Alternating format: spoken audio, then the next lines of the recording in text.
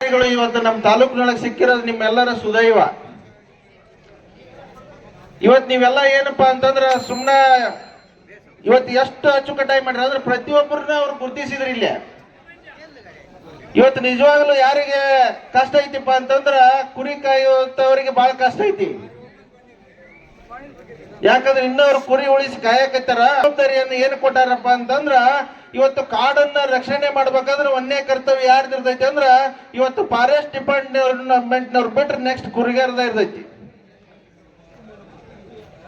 ಇವತ್ತು ಯಾಕೆ ನಾವು ಕಾಡನ್ನ ಕಾಯ್ಕೋಬೇಕಪ್ಪ ಅಂತಂದ್ರ ನೋಡ್ರಿ, ಅತಿ ಹೆಚ್ಚು ಏಷ್ಯಾ ಖಂಡದೊಳಗನ ಶುದ್ಧ ಗಾಳಿ ಇರ್ತಕ್ಕಂತ 2ನೇ ಸ್ಥಾನ ಪಡ್ಕೊಂಡಿರ್ತಕ್ಕಂತ ಒಂದು ಸಹ್ಯಾದ್ರಿಯ ಒಂದು ಸ್ವರೂಪವಾಗಿರ್ತಕ್ಕಂಥ ಕಪ್ಪತ್ ಗುಡ್ಡ ಅಂದ್ರೆ ಹೆಮ್ಮೆ ಆಗ್ತೈತಿ. ಇವತ್ತು ಅದ್ರೊಳಗೆ ಇವತ್ತು ನೀವದಿರಿ, ಆ ಕಪ್ಪತ್ ಗುಡ್ಡದ ಭಾಗದೊಳಗ ಇವತ್ತು ನೀವದಿರಿ ಅಂದ್ರೆ ಇವತ್ತು ಪುಣ್ಯಾತ್ಮರ್ರಿ ನೀವು. ಯಾಕಂದ್ರ ಡೆಲ್ಲಿ ಮತ್ತು ಬೆಂಗಳೂರಂತ ಸಿಟಿ ಒಳಗ ಇವತ್ತು ಉಸಿರಾಡಕ್ ಶುದ್ಧ ಗಾಳಿ ಸಿಗ್ತಾ ಇಲ್ಲ.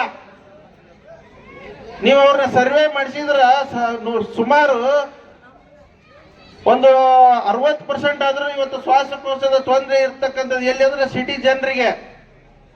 ಇವತ್ತು ನಮ್ಮ ಮೈಯಲ್ಲಿ ಹರಿತಾ ಇರ್ತಕ್ಕಂಥ ರಕ್ತವನ್ನ ಶುದ್ಧಿ ಯಾವ್ದು ಮಾಡ್ತೈತಪ್ಪ ಅಂತಂದ್ರೆ ನಮ್ಮ ಲಂಗ್ಸ್ ಮಾಡ್ತೈತಿ. ಅಂದ್ರೆ ಶ್ವಾಸಕೋಶ ನಮ್ಮಲ್ಲಿ ಹರಿತಾ ಇರ್ತಕ್ಕಂಥ ರಕ್ತವನ್ನ ಶುದ್ಧಿ ಮಾಡ್ತೈತಿ.